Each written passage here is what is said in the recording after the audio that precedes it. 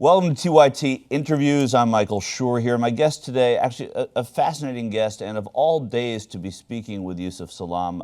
We're recording this whenever you are watching this. We're recording it on Martin Luther King Day, it's appropriate for so many reasons. Yusef Salaam, from the time he was 15, his life changed because he was labeled at that time, and I know because I was in New York City. It's where I grew up. It's my home base, I remember the story. He was one of the what came to be known as the Central Park Five.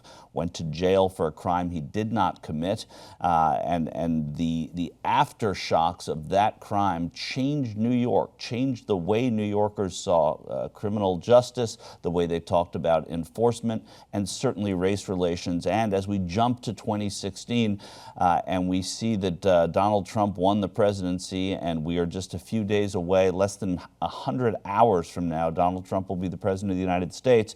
It's ironic because of Trump's presence in that case in New York. It was, for those who do not remember, were not alive and are watching this, there was a night of what at the time was called wilding. It was actually a misnomer. It was taken from one of the people that were picked up for a minor crime in New York that night, talking to the police, saying we were doing the wild thing. One police officer reportedly heard wilding, and that's what came to be known in New York as a way of committing a crime. Get a group of people together, mug someone, take something, but do it in sort of in a gang way in that moment. So, and that case that saw a jogger, Trisha Meili, who was a woman who was jogging in Central Park that day. She then was in a coma, is now, of course, better, but people thought that she was going to die. She was actually even given her last rites. Well, there were 5 confessions coerced out of people that were picked up in Central Park that night, confessions that said that, yes, we did it, and it wasn't until years later with DNA evidence that was disproven. One of those who were in Central Park that night, who had a confession coerced as a 15-year-old whose parents weren't even there in the room with them initially, which is part of the law in New York City. If you're under 16, you were to have a parent there with you as you were being questioned. That didn't happen. Yusef Salaam now is taking that experience, taking his opposition to Donald Trump and the positions that Trump took, not only then in the early 90s, late 80s, but in his election campaign this year, reiterated. He's using that as a way to oppose the presidency and the policies of the incoming Trump administration. It's my pleasure to be talking here on TYT Interviews with Yusef Salaam. Yusef, thanks for coming on TYT today. Well, it's a pleasure for me to be here as well, and thanks for having me. Yeah, there's a lot. There are many ways to sum up your experiences in life. One thing I want to focus on before we talk about what you're doing today, and of course that night and everything that happened then, you said in an op-ed last year when you were opposing, it was in late October, mid-October, you were opposing the presidency, the candidacy of Donald Trump.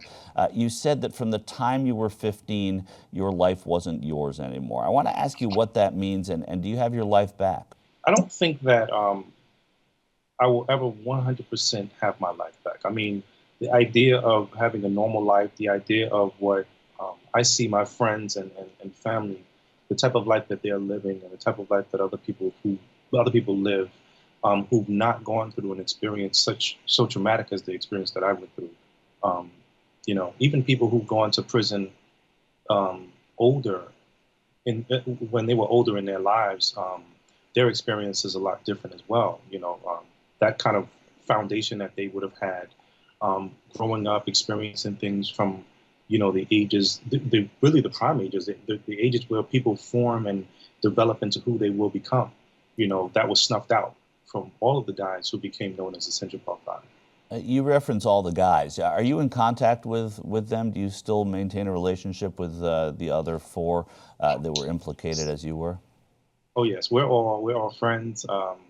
We all get together from time to time and not necessarily reminisce about the past, but think about things in the context of where we are now, and also, sharing our struggles with the rest of the world, lending our experiences as a means to express how things should not continue in the same way. For instance, they said never again with the Scottsboro Boys, and yet we became the modern day Scottsboro Boys.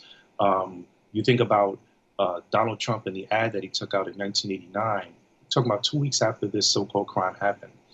Donald Trump took the ads out calling for the reinstatement of the death penalty, specifically for the Central Park Five. And had that ad had its way, our phone numbers, names, and addresses were published in New York City's newspapers. Had that ad had its way, someone from the darker enclaves of society would have made us modern day Emmett Tills. People began to write about things like that in the papers and saying things like, we should take the eldest one and hang him from a tree in Central Park and take the others and horsewhip them. And so the whole indication of where we were and where we are, and then you think about just yesterday, 1950s, 1940s, 30s, and 1960s even, how times really haven't changed. The only thing that has changed is that now we have cell phones, now we have social media, now we have a means to broadcast things like this on a much larger scale, letting people know what's going on. Yeah, Yusef, it's great that for people in the this stuff is always going on. Great that you remind people of the effects of cell phones. We spent a lot of time, and we'll get to it a little bit in a little bit. John Lewis and Donald Trump sort of getting into it a little this week. But one thing that made the Selma March all that more effective, that made the Birmingham riots all that much more effective, was photography. People taking pictures, they were going all over the world, and the outrage kind of resonated. Now that we have these cell phones, and they are everywhere, I mean, I think they're in too many places because there's always a video that distracts me from what it is that I'm doing that day. But to the greater good, people are able to see these things now in ways that they weren't ever able to before. And that in itself, that is the progress of technology, I think, and that's what makes things better. But, there weren't cameras on you guys that night, and people didn't know the full story. You talk about the Scottsboro boys, and just for our audience, the context of that, Scottsboro, Alabama, it was a group of boys that were indicted for raping 2 white women in the 30s. It was a long trial, and it was a story of both mistaken identity and looking for culprits, looking for perpetrators when the perpetrators were not there. It was similar, like you said, to what happened to you and the 4 others, Yusef. And then Emmett Till, of course, a famous case in Mississippi that really was, I think, the sort of flashpoint of the civil rights case. A young boy who was seen whistling at a white shopkeeper, whatever the story is. Nobody really knew for sure what exactly happened, but they do know that how he died was the wife and brother-in-law of that shopkeeper went out and got him that night, and he was found at the bottom of a river a few days later. And so those cases are cases that are as well known to people who study the civil rights movement. But when they moved on into the 80s, they had your case. They had this case of 5 kids in the park that night. Tell us what your night was like before you were taken in that night. I think people want to know about that. Well, I mean, my night was just like I think any other night, any kind of night that a young person would live. Hanging out with sometimes some of the older folks in your community. Basically just enjoying the night. I think the next day was a holiday for most folks. Unfortunately for me, I didn't have a holiday that day, but for most folks, it was a holiday, and so people were thinking about the fact that they could stay out later. Back then it was a rule of thumb that, especially when we didn't have cell phones and things like that, most people knew who were younger, who were in my age group, once the lights came on outside, that was your indication to come home. That was your indication to get upstairs, to eat dinner, to wash up, to get ready for tomorrow. And so for the fact that it was not a normal day, that people did not have the next day to go to school, people were planning on hanging out a little bit longer and things like that. And, one of the things that the Central Park 5, back then it was the Central Park 7, but one of the things that the Central Park 5 always maintained was that we were in the park. We had absolutely nothing to do with any of the assaults that happened in the park. As a matter of fact, there were individuals who were arrested and convicted for crimes that they had committed in the park. They never became known as the Central Park 5, And the whole idea, I think just to back up a bit in terms of the telling of the story, one of the things that Donald Trump has always maintained is that we led to our own convictions. And while that may be true for most of us, I was the only one that actually never made a written or videotaped confession. And so when we look at the facts in the case and how these false confessions were found to be false, the best film I think that was made about this case was the Central Park Five, by Ken Burns, and also the book that accompanied it, called The Central Park Five: A Chronicle of a City Wilding. It really shows that there was a willful um, overstepping of the law. There was a willful means to railroad us, and there was no apology throughout that whole process. And people like Donald Trump got caught up in that particular melee, so to speak, and became a part of the mob justice that the city was seeking at that particular point in time. Using his money, I think he paid something like a total of $84,000 or $85,000 to pay for ad space in New York City's newspapers. That number is very, very significant because there's many people who don't make $85,000 in a year. For this person, we're talking about something that wasn't even crumbs off of his table, something that was really dust off of his table that he used to pay for something that really could have led to our death, And Yeah. I'm very much aware of this because, fast forward into 2002, late 2002, early 2003, the truth came out. But when you look at the coverage that happened around the truth in this case, it was minuscule compared to the coverage that happened in 1989. We're talking about a tsunami of articles that were written within the first few weeks, like over 400 articles was written within the first few weeks. These articles, no one came to us and said, hey, can we interview you? Well, we want to tell your story. The worst thing that happens in American justice is that if you are accused of a crime and you happen to be a person of color, you are automatically seen as guilty and you have to prove yourself innocent. And most people in that particular space don't have the wherewithal to prove themselves innocent. And so you find that you look at the prison complex, the prison industrial complex, and you find that you see multiple people in jail for crimes that they didn't commit, or multiple people in jail for crimes that they may have committed, but then you had the other added piece where people had crimes added to them that they didn't commit, Yeah.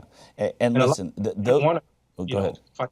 A lot of people didn't want to fight. They said, you know what, if I'm facing, say, for instance, like in the Central Park Jogger case, there was this idea that because we were juveniles, but we were being tried and they wanted to convict us as adults, we were looking at 6 2/3 to 20 years for the crimes that were committed.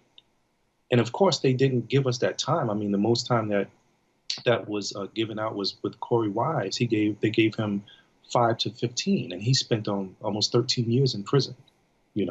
But when the truth came out, it was a whisper. My mother said it best when she said that it was a whisper that she wondered if the rats of New York City had even heard, because there's still this cloud of confusion. There's still this cloud of, well, maybe there was something that happened. And I mean, the police officers just don't go after people for crimes that they don't commit. But when you look at the Central Park Jogger case, and then you fast forward to today, and by today I mean you fast forward to the campaigning for the presidency, and you fast forward to statements that were being made on both sides. Donald Trump in one of the debates making a remark that Hillary Clinton had called us a very, very negative word back in 1989, 1990. And then he says, but you've apologized for that. And, the idea was that at the next debates, it was like, hold on, Donald, you took out a full-page ad in New York City's major newspapers calling for the death of these young men. And it was found that these young men didn't do it. Donald Trump he had and has even now the wherewithal to know without a shadow of a doubt whether we did this crime or didn't do this crime. Yeah. But he chooses to still stand on the side of injustice. He still chooses to stand on the side that, he took out some more ads, or he made some more statements like this was the heist of the century, that we were going to now be rich rapists, you know. And it's unfortunate because he now is on the cusp of becoming the president of the United States of America. Yeah, And all of the things that he has presented, all of the ideas, and I don't want to exclude the fact that, you know, he represents this kind of luxury, this thing that everyone who has never had the ability to live a life of ease, pleasure, and fortune, he represents that. And so for a lot of black folks, they looked at Donald Trump in the 1980s and they wanted to be like Donald Trump. They read books about how he did it. right. But people overlooked the fact that his dad gave him a small loan of I think it was $14 million. Yeah. I tried to actually ask him at one of the debates how much that loan was, Yusef. I tried to get him to tell me exactly how much it was, and he wasn't having.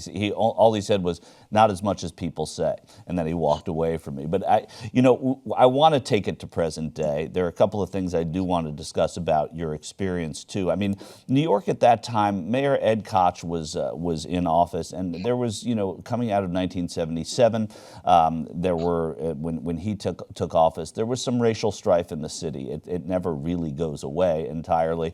David Dinkins then became mayor, the first black mayor of New York City. Racial strife didn't go away then. It doesn't go away. But Ed Koch even came out, and he was a complicated mayor. He was the personality of New York, but he was wrong on a lot of things having to do with race at different times. Even he said it's time to heal. It's time to put aside the rancor in our city. And Trump, in defiance of the mayor at that time, came out and said those things. Isn't that right? It is. It is. And that goes to show how wrong you could be. I think that the Central Park jogger case, the most interesting thing about the Central Park jogger case is that it is a worm in the can of worms, that became known as atrocities. And sometimes did not become known as atrocities. But I mention that because the idea is that the Central Park jogger case became famous, became one of the most famous cases in New York City and maybe the country, right? People built their careers off of our backs. People advanced. People retired with full pensions. People went on to retire and become famous authors, like Linda Fairstein, who writes about sex crimes. People went on to become adjunct professors or professors of sorts at prestigious universities like Elizabeth Lederer. Police officers that went on to retire in places like Florida that became hired muscle for the mob. All of these things came out and more when you look at the depositions in the Central Park jogger case. Back a few years ago, Linda Fairstein would say, there's a lot of things that people don't know about this case. Mayor Mike Bloomberg would say that this was a no-pay case. And then you fast forward to the depositions, which will be released shortly to the public so that they can see how this was such a travesty. There's so many other cases like that, though. The public doesn't usually see those things. Linda Fairstein, prosecutor who now writes a lot about crime, she a letter, I believe, teaches at Columbia University now as well, if I'm not mistaken. A couple of things that you talked about when you were just recounting the case, and I want to talk about what you're doing today. I want to talk about Donald Trump, but I do want to know, for people who've never been in an interrogation room, for the layperson who's sitting at home who has no beef with anybody but hears, 5 kids confessed to doing this crime, how does that happen? Well, you have to remember that. And I want to take it to something that a lot of folks can maybe understand. We watch television and we watch shows like CSI, New York, Miami, LA, NCIS, all kinds of Law and Order. Blue Bloods. I mean, just it paints the most perfect picture of the criminal justice system. And I want the system to be that. I don't think that we should live in a space where there is no system put in place that will speak to the injustices or speak to the things that we need, and handle it, you know. Um, but then you look at techniques that were used. You know, there's an institution called the Reed Institute. And the Reed Institute is one of the main organizations that trains people in the process of interrogations. I was told that their information comes with a disclaimer that says, caution, be careful who you use these techniques on, because they will cause people who are innocent to plead guilty to crimes that they didn't commit. And so what do? There's a movie that came out with Denzel Washington called, oh man, what was the name of this movie? He was a terrorist in this movie. And really the significant part of the movie is this, that 15 minutes into the movie, he gets caught. And they strap him to a chair. The people who are about to interrogate him, they strap him to a chair and tell him to give us the information or it's going to become very, very difficult and painful for you in a few seconds. And of course, he looks at them and says, yeah, whatever, you know. They begin to waterboard him. And before they waterboarded him, they took out the tools that they were going to use, this rag and water and stuff like that. And he looks at the tools and says, well, you need, that looks like about, you know, X amount of count. You need X amount of count. And I'm like, what is he talking about? You know, and of course I know more about what he's talking about now, but he was trying to say that if the conditions are correct, I am going to break and give you the information that you are requesting as well. But the conditions are not correct. And so I am not going to break. You are not going to get me to give you what you are asking for. As a matter of fact, I am going to keep it inside. And so they begin to waterboard him, and true to form, he spits the water out after they bring him back up, and he asks the person, how long was that? Yeah. Now, in the Central Park jogger case, you have very, very similar methods. Things where they were beating up Corey Wise in the next room. Things where they would come into and I'm only talking about myself and Corey because we both got picked up at the same time. Which precinct? Were you in that Central Park precinct? Were you in the middle of the park that night? I don't think they took us to the Central Park precinct. We may have started there, but that's not where we ended up. Right. And then Manhattan Homicide North came in and interrogated us. And we're talking about beating up Corey Wise. We're talking about them coming into the room that I'm in and winking at me and saying that I was next. You know, getting in your personal space is something that New Yorkers, they really don't like. You know, a lot of people from other parts of the world, it's nothing if you're in somebody's personal space.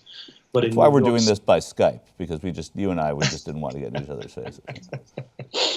Yeah, but you know, that whole notion, they got in your personal space. They created an environment where you were off balance. They refused to feed you. They refused to give you anything to drink. And I'm not talking about for an hour. I'm not talking about for 8 hours. I'm talking about this process was, in some of our cases, over 24 hours. When you look at the video footages, and especially of Corey Wise, you look at the video footage, and in the Central Park 5 film, Corey is talking about what happened back in 1989. And in 1989, if we get a chance to put our hands on that same video footage, you'll see. Corey says that they told me that they were going to come in, that I was going to go into this room, I was going to make these statements, and they were going to be there to make sure I did it, right? So Corey begins to do his false confession. And as Corey does his false confession, Corey is given a can of soda. Corey grabs the can and wants to open it you could tell he hadn't had anything to drink in a long time. Yeah. And then after he finishes this false confession, he gets up and thanks Elizabeth Lederer. And a voice off camera says, sit back down. Really? And I mean, you look at all of this stuff, you put all of these Yeah. little pieces together, people who analyze whether these confessions were actually true. The fact that one person is saying it happened this way, another person is saying, no, it happened this way. Someone is saying, oh, she had neon blinking shorts on. No, she had black shorts on. I mean, just completely, she got grabbed down the block. She got grabbed up the block. You know, this person wasn't there. I didn't do anything. And then the other person saying he did everything. I mean, all of these things. Yeah. And the worst part is that we didn't know each other. Right.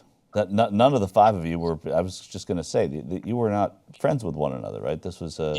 The only person that I was friends with was Corey Wise. Yeah.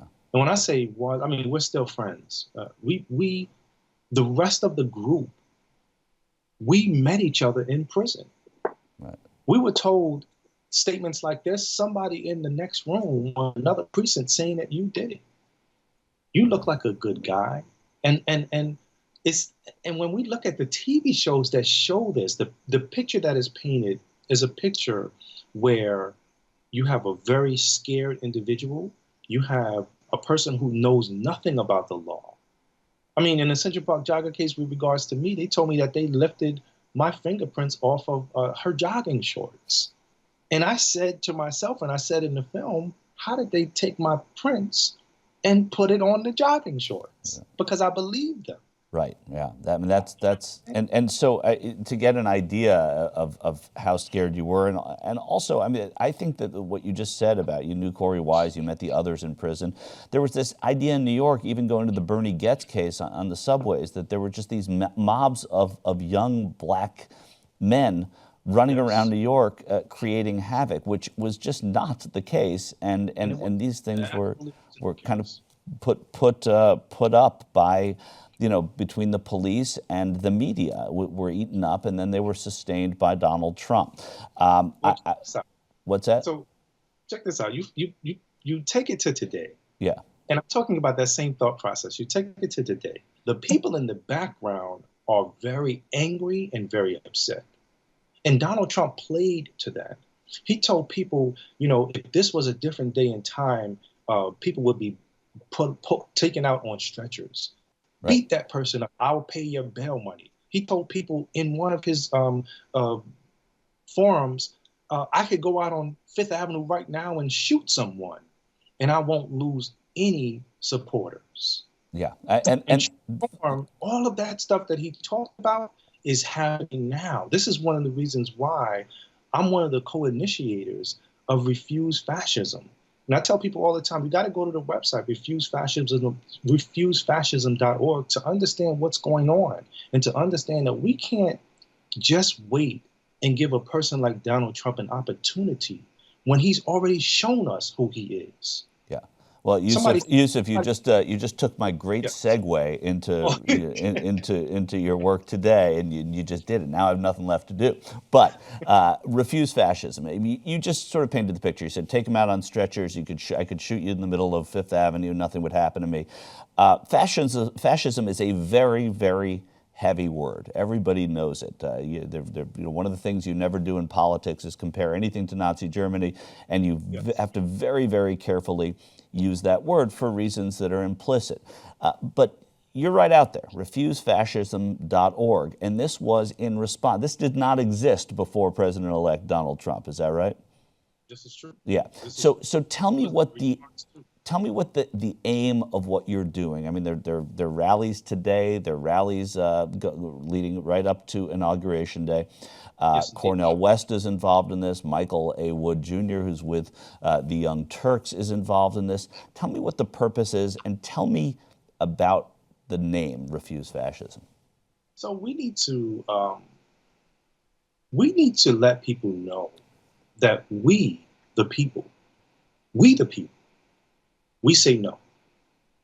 We don't want a person like Donald Trump in office, because back in, when I became hip to politics, I began to understand that the president's seat was just a position that could be filled, and someone could be put into it and someone can be taken out of it. When we look at what Donald Trump has been doing and is doing, he's placing everyone in other positions to make sure that whatever he says, he has his yes men and yes women there to co-sign and agree and bring about whatever it is that he plans to do to us. And by us, I have very, very, very close relations to what that means. Because for me, I could have very well lost my life. To me, when you had a person that was as powerful and is powerful as Donald Trump, you're talking about a situation that can get out of control very, very quickly.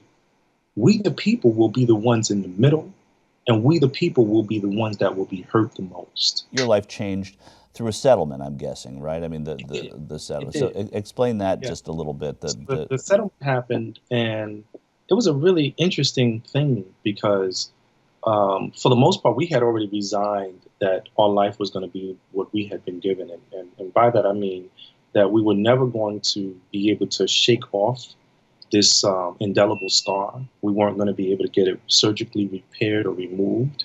Every person that we would meet, we would have to defend ourselves against in terms of the questions that would be asked because the nature of how the story was presented to the world, this cloud that remained. And even when we were found and we were exonerated from this, there was this whole notion that, well, they weren't found innocent. They didn't go to trial and were found innocent.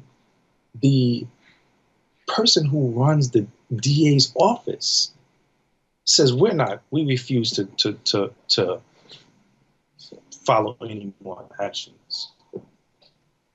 We should have never gone after these young people in the first place. Right. You look at the report that the police department came out, and essentially that report was saying that the police department investigated itself and found out that they didn't do anything wrong. And that should be a surprise, right? Yeah. But the DA's office reinvestigated this thing, and they came out with the Nancy Ryan report. And the Nancy Ryan report is something that people can investigate, look up online, and look and see why did the DA's office take this very interesting and different kind of action with regards to the Central Park Five. Why was it that they said we have to let this case go? We should have never gone after these guys. These guys didn't do it. And the fact of the matter is that there was an individual who did it who can never be convicted of this crime. Yeah. Statute of limitation for rape in New York City. Well, not New York City. Well, maybe it is New York City. It's New York State. I think it's New York State. Right?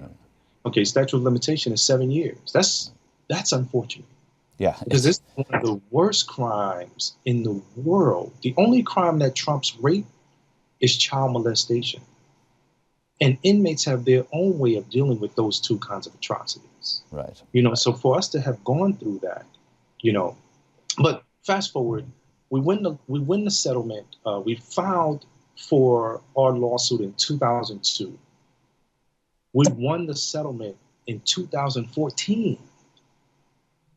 People who had been named in our settlement had passed away. I mean, this is very, very, very messed up and very unfortunate kind of story.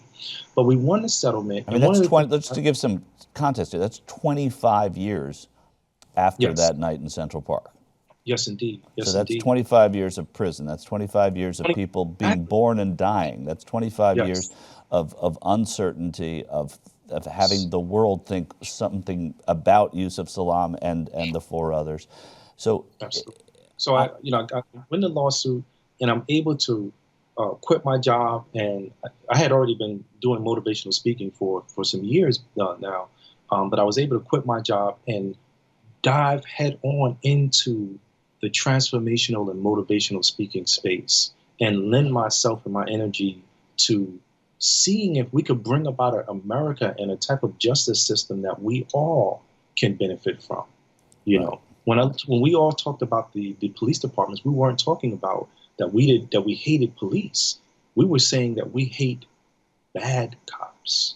No one likes bad cops. Right. And the worst part about it is that even though you have like cameras on officers now, you have some situations where we've seen on social media, people shut the cameras off. Right.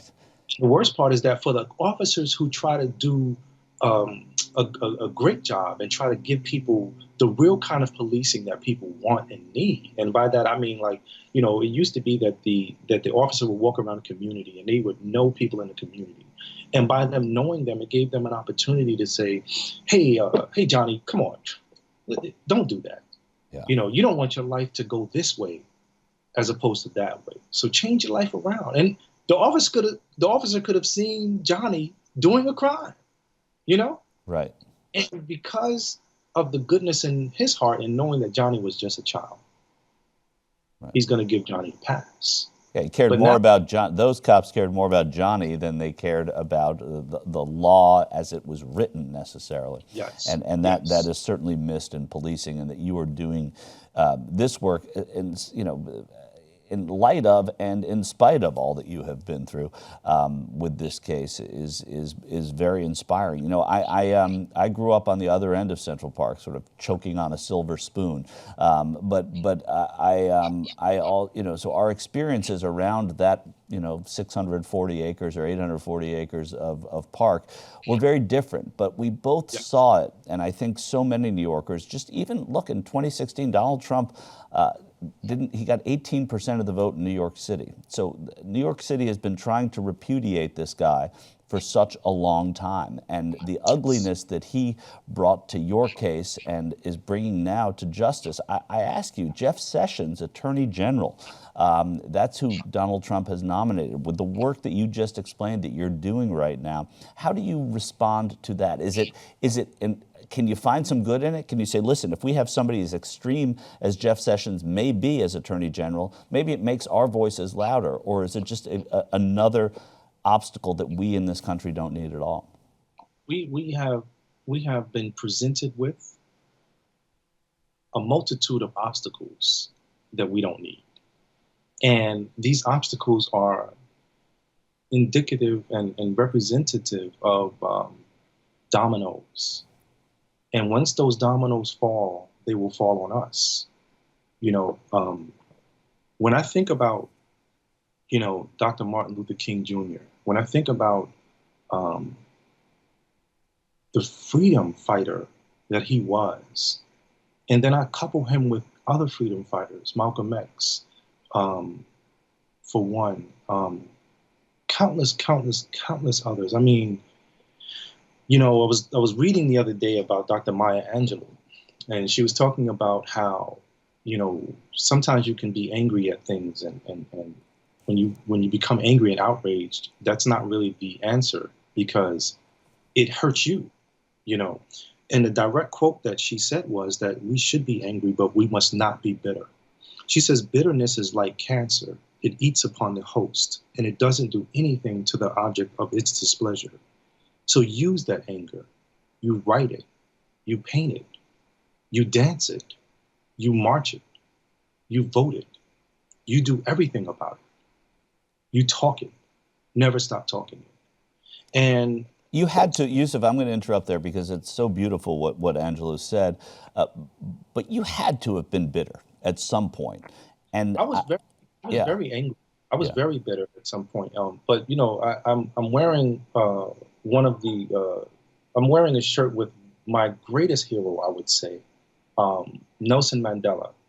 He was known as Bandiba. Spent decades in prison, came out, and was one of the most humble and beautiful representations of a human being that we could have ever imagined, becoming the president of South Africa. He said something very similar as well, that being angry is like drinking poison and expecting your enemy to die. But the reality is that if we transform the anger and we bend it to our will, then we can bring about the greater good and the greater change that we want. Yeah. We can become the change that we seek in the world. And so, for my part, lending my energy to refusefascism.org, to become one of the initiators in this particular call, saying that we don't want a racist, fascist, negative, and a whole host of words that probably have asterisks in it and all kind of stuff. You Yeah. know, we need a country that is about positivity, that is about protection, that is about justice for all. And what we see is that we don't have a country like that right now. And we just voted in a person who will further divide us as a country. Yeah. And we can't wait to see, like, we can't wait 4 years or wait a few months or wait a day to see whether what this person who has already shown us who he's about, we can't wait to see whether he's going to come good or, you know, maybe he'll change or, you know, maybe because of the business type of person that he's in, or that he is rather, he'll step kind of into this presidency and, you know, maybe it'll marinate with him and he'll become the kind of president that we want. He's shown us who he is. He's shown New Yorkers, now he's showing the country. Julian Bond, who was a freedom, part of the civil rights movement, who I know you're familiar with, the world lost him in 2015. He said, good things don't come to those who wait, they come to those who agitate. And it sounds as if you're talking about waiting and waiting. We can't wait, we can't wait, we can't wait. Refusefascism.org is agitating. What is the goal? When can the people at refusefascism.org sit back and say, hey, we did it? What does that look like? We will be able to say we did it when we unseat him as a person. Well, first is that we will be able to sit back and say we did it when we can refuse him to go into office in the first place. Right. You know, I mean, it's very critical right now. This is one of the reasons why every day at 4 p.m. we are meeting to make sure that we have the people understanding what's going on. People are in the vicinity in the DC area, at least, you know, 2 hours out. I mean, you can come into the DC area. The place that we're meeting at is it's McPherson Square. McPherson Square. You know, 4 p.m. we march to Donald Trump's what is it? The Trump Hotel. One of his towers, right? I mean, yes, the Trump Hotel, but when you think about, you know, a person who's put real estate options in places, you know, like a monopoly board, we want to be out there. We want to agitate. Yeah. We want to agitate. Well, that's consistent with what we're talking about. Listen, I think a lot of people sympathize with what you're doing and that effort. Being a kind of a student of U.S. history in some ways, especially presidential history, the chances of having him not take office on Friday as the hours count down are smaller and smaller. But I want to know then, he does take office. What does refusefascism.org do? We won't go away. You know, Central Park 5 never went away. Yeah. The Central Park 5 was able to take the lemons that we got in life, and we made lemonade. Right. You know, and that, I think, I don't want to look at what tomorrow is going to be like without addressing today. Yes, we plan for tomorrow, but in terms of today, we need to be in the streets. We need to make sure that our voices are heard and that we do everything in our power within the law to refuse this person to get into office. Right. This is important, and this is what we need to be doing. There are a lot of people who... I'm saying everything within our power, within the law, to make sure that this person doesn't come to power. Yeah.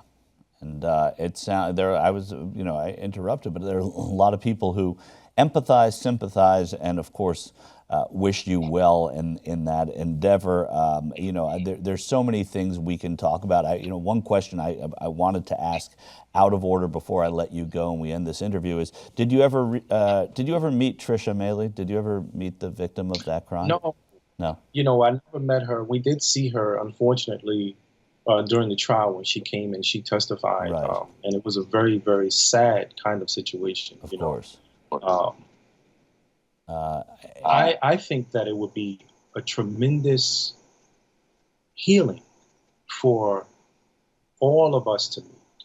I mean, she was on the Oprah Winfrey show, and people kind of dogged Oprah out about the question that she asked her in terms of Why did she run so late at night?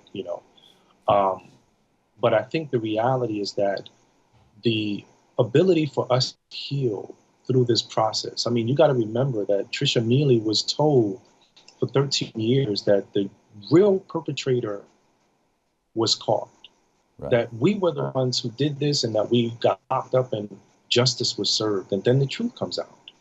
And she finds out that the real perpetrator was not caught. And that the real perpetrator was, because of the way that the police went after the Central Park Five, the real perpetrator was left to commit more crime. Yeah. And ultimately, he killed one of the last victim he assaulted. He killed, I think she was one of the residents and the tenants in Amy Goodman's building, Yeah, it's And he amazing. kills her. She's pregnant, young pregnant Latina woman. Her children, she locked them away in the next room so that they could not be a party to or witness what was going on. And she lost her life. Yeah. In this assailant's last act. Yeah. Had the system done what they should have done, she would have been alive today. We can't drop the ball as a people and let Donald Trump come into power and do what it is that he wants to do and he has promised to do. Yeah. On our backs. We've all been mistakenly at different times, but certainly collectively, we've mistaken Donald Trump and his ability to actually exceed what we think can possibly happen with him, especially as New Yorkers who really know the true side of Donald Trump, and the potential is there now, and I think people should pay attention to that, certainly. And because of your work, Yusef, and the work of resistfascism.org, at least people are paying closer attention, and they're going to hold his feet to the fire when it comes to his behavior on issues of social justice and race. And I don't think it's going to be as easy a sled ride for him as it will have been for other presidents coming into office. Yusef Salaam, again, we could talk all day because I'm so fascinated with your life. And listen, the great thing about New York and New Yorkers is their resilience, and you are proof of that, and the collective shame of that city is probably why they were so silent in 2014 when there was a settlement, because they were just so ashamed of what had happened before. I think it's human nature to be that way. Thank you for your time and the time that this country made you serve, unfortunately, but you're giving back in good ways, and keep them coming to McPherson Square, and let's see what happens with this group that you're a part of now. Again, thank you. Keep watching us on the Young Turks. We're going to be telling your story and the story you want to be told. I'm Michael Shure with TYT Interviews.